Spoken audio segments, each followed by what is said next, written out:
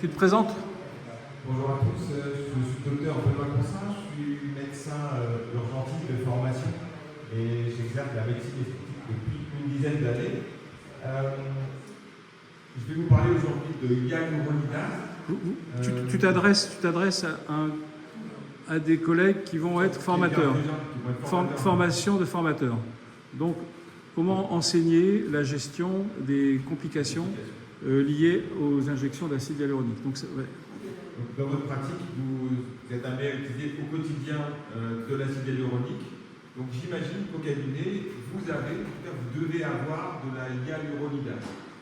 Donc, un petit rappel, chaque individu, chaque adulte possède environ 7 à 8 grammes d'acide hyaluronique. Et comme vous le savez, notre système fait qu'on fabrique nous-mêmes de la hyaluronidase, qui fait que notre acide hyaluronique est renouvelé toutes les 48 heures. L'acide hyaluronique que vous injectez, pour ne pas subir l'action de notre hyaluronidase propre, est réticulé, et c'est ce qui permet de résister en tout cas à la hyaluronidase que nous produit chacun d'entre nous. Donc quand vous faites une injection d'acide hyaluronique, si vous injectiez le même acide hyaluronique que celui que vous produisiez dans l'organisme, au bout de 48 heures, il serait totalement résorbé. Il faudra que tu passes toi-même les diapos, tu appuies sur avancer, reculer. Sur le. Je vais faire un peu plus facile.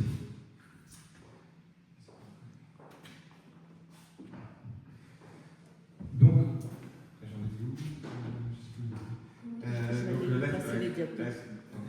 Donc, vous devez avoir la hyaluronidase qui va vous permettre justement de détruire en cas d'urgence, vasculaire, va vous permettre de détruire l'acide hyaluronique que vous auriez injecté par mégarde dans un vaisseau, en tout cas dans une artère. Le risque en fait des injections d'acide hyaluronique repose sur la complication vasculaire qui peut être représentée ou bien par la nécrose d'une zone dans un territoire, ou bien encore par la migration d'un petit embol d'acide hyaluronique qui reste logé dans une artère distale et provoquer au pire la cécité.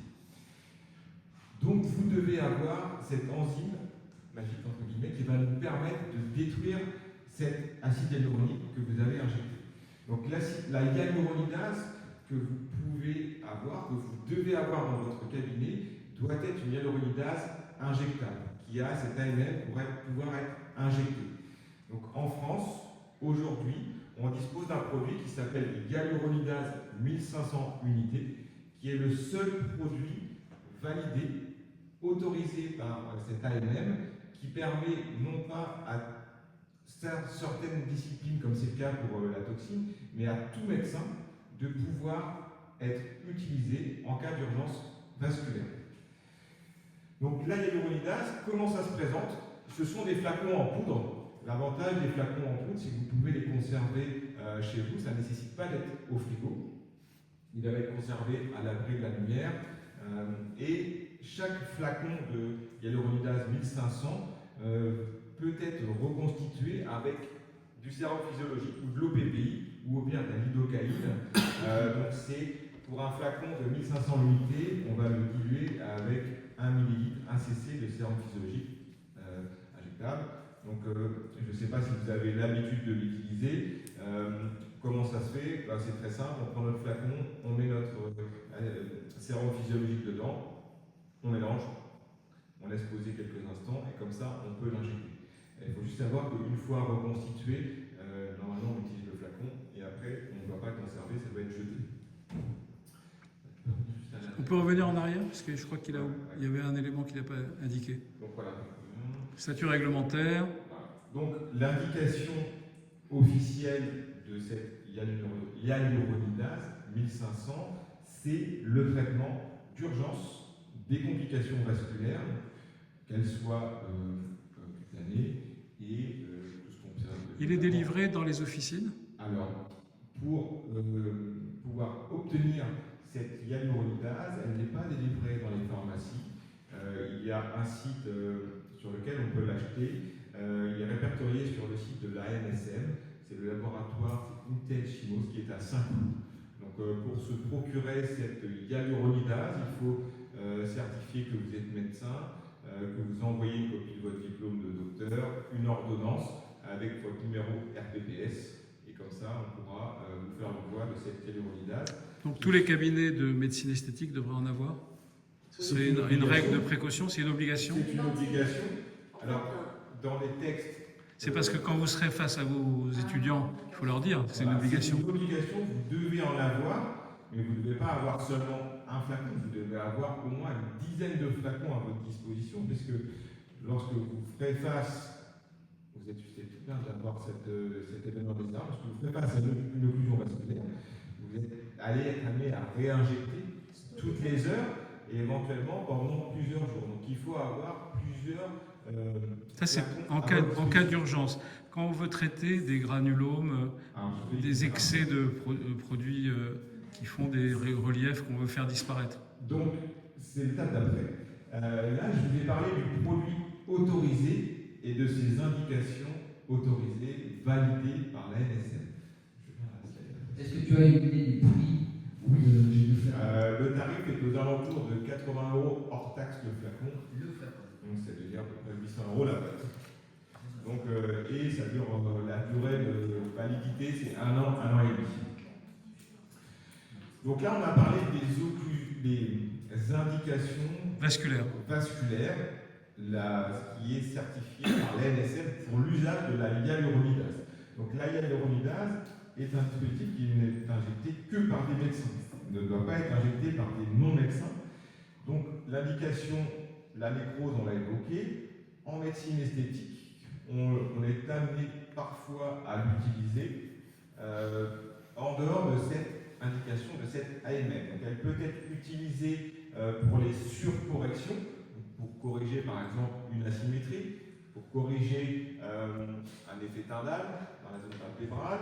Ça peut être également utilisé pour corriger une migration d'un acide hyaluronique ou bien la formation de petits nodules cutanés qui pourraient être liés à l'accumulation en fait d'un acide hyaluronique. Par contre, il faut savoir que c'est un usage hors AMM, donc ça implique deux choses. D'une part, l'établissement d'un consentement éclairé de votre patient. Vous aurez rempli avec lui, vous lui aurez bien expliqué les aléas qu'on peut observer avec cette injection de hyaluronidase. Et d'autre part, ça nécessitera de votre part une traçabilité rigoureuse du produit que vous avez injecté. Je fais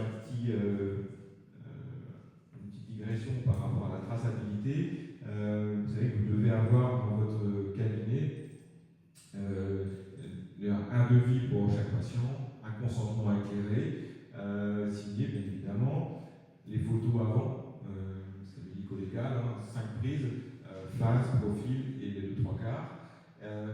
Et lorsque vous injectez un acide hyaluronique, il est important d'avoir la traçabilité du produit aussi que vous avez injecté, qui permettra, dans un deuxième temps, s'il y a une complication, un problème sur le lot, de savoir ce que vous avez injecté. On va prendre la diapo suivante. Donc, qui peut l'administrer? Donc, tous les médecins, mais exclusivement les médecins. Ça ne peut pas être administré par un personnel non médical.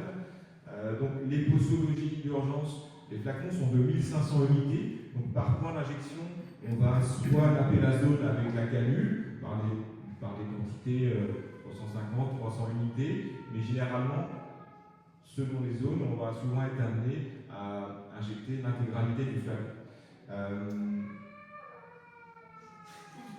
C'est pas l'acide hyaluronique, hein, c'est autre chose. Donc les précautions d'usage de notre hyaluronidase, il peut y avoir des réactions allergiques suite à cette injection de hyaluronidase. Donc, si vous deviez faire de la hyaluronidase pour limiter une surcorrection, ou en tout cas une migration, prenez le temps de faire des tests au cas où, s'il y a un contexte allergique connu pour le patient.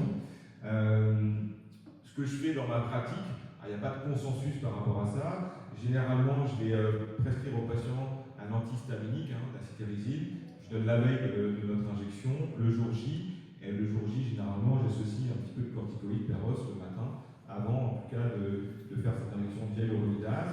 Et surtout, après avoir fait votre injection de hyaluronidase, gardez votre patient au moins 30 à 60 minutes en salle d'attente, parce que en fait, ces phénomènes d'allergie par libération d'histamine peuvent survenir dans les minutes après. Dans le cas d'urgence, c'est un petit peu différent. Ayant pratiqué l'urgence pendant 20 ans, parfois on est amené à faire des choses pour lesquelles là, on ne va pas faire le test cutané allergique. Si vous avez des phénomènes d'occlusion vasculaire, à savoir la douleur, le blanchiment, le trouble cutané avec un niveau d'eau, vous n'allez pas avoir le temps de faire votre test allergique. Donc vous faites votre injection de hyaluronidase sans avoir pris le temps au préalable de faire ces tests. Je vais du coup faire une deuxième digression. Donc on a parlé de la hyaluronidase qui est obligatoire dans vos cabinets d'esthétique. Ayez une trousse d'urgence avec les drogues d'urgence nécessaires, à savoir des antihistaminiques, de l'adré, de quoi perfuser, de l'atropine. Nous à la clinique on a un DSA. Je pense que c'est des choses que vous êtes médecin avant d'être médecin esthétique. Donc vous devez savoir parer à toute situation d'urgence. Et puis bien sûr, c'est pas mal d'avoir limite un petit chariot d'urgence dans lequel vous allez compartimenter l'urgence allergique, l'urgence vasculaire, donc notamment avec votre hyaluronidase, les produits que vous devez avoir à disposition si vous avez une urgence vasculaire, à savoir les anti-agrégants plaquettaires, du Viagra, parce qu'on a fait vasodilatateurs, les corticoïdes, vraiment tout ce qu'il faut pour pouvoir subvenir, en tout cas gérer cette urgence vasculaire. Il parle d'expérience, hein, c'est un urgentiste. Il faut savoir où sont les bricoles. Hein. Je pense que c'est important. Si on sait comment c'est rangé, sinon si tu réfléchis où est-ce que c'est, ça va plus. Les situations d'urgence, pour en avoir vécu quelques milliers, du coup nécessitent ce sont des automatismes en fait. Ça doit être binaire en fait, l'affection. Il y a une douleur, c'est blanc, boum, il y a l'hyaluronidase. Il n'y a pas de question à se poser, est-ce que je fais le test allergique ou pas. Là, il faut y aller directement. C'est une urgence. Au même titre qu'une occlusion vasculaire sur notre territoire. C'est une ischémie, hein, donc il ne faut pas traîner. Et ça, je pense que c'est automatisé. Vous êtes tous d'accord avec lui? Oui, dans les 90 minutes. Pardon, combien tu dis? Oui, pour les yeux, parce qu'il y a une spécificité, il faut faire l'ophtalmo. C'est l'ophtalmo qui parle. Voilà, la cécité, elle peut être, si on traîne... 6 minutes maximum? C'est 90 moins. 90 minutes. 90 minutes. En D'accord. cas d'occlusion, on peut reparalléliser l'artère dans les 6 heures. D'accord. Thrombolyse. Mais après 6 heures, c'est bon. Donc c'est grave. Ouais. Bon. C'est grave, c'est urgent. Et c'est chaud. On continue, on termine? Oui, donc un petit mot, on avait évoqué les risques de résorption excessive. Alors j'ai regardé pas mal d'études, c'est pas simple de décrire en fait que la hyaluronidase, des fois on entend est-ce que la hyaluronidase va détruire votre propre acide hyaluronique? Est-ce que la hyaluronidase 1500 va détruire l'acide hyaluronique natif? Je ne sais pas ce que tu en penses. Il peut y avoir une petite... Il y a des chances que oui, non? Il y a des chances que oui, puisque en fait, certaines études montrent qu'on peut traiter les poches malaires en injectant de la hyaluronidase. On ne comprend pas trop le problème, mais peut-être qu'on se dit qu'en reperméabilisant, en détruisant un petit peu l'acide hyaluronique natif, ça permet de créer des canaux. Donc il est possible que ça puisse détruire l'acide hyaluronique natif. Après, j'ai envie de dire, si vous êtes face à une occlusion vasculaire, un phénomène aigu, l'urgence, ce n'est pas la destruction de votre acide hyaluronique natif, c'est surtout la destruction du produit que vous aurez mis en artérielle. Donc la conclusion, ayez de la hyaluronidase, protocoler le traitement si vous devez intervenir en urgence, parce que généralement, on n'est pas seul dans le cabinet, donc il est important que votre assistante, l'infirmière qui travaille avec vous, soit parfaitement au courant. Ce qu'on a fait, c'est qu'on a fait des petites fiches, comme pour les pilotes d'avion, voilà, le check, on sait ce qu'on va faire, et comme ça, on est sûr de ne pas se planter. En tout cas, À la checklist. Parfait. Voilà. Qu'est-ce que vous en pensez? C'est bien? Et pas de critique? Très belle présentation, un PowerPoint bien réalisé avec l'intelligence artificielle. Beaucoup d'aisance dans la présentation, bravo, c'est très bien. C'était complet. Hein, c'était complet en plus. Hein. Ouais. Bon, Merci. et puis ça met l'accent sur la responsabilité, la préparation, l'anticipation des ennuis.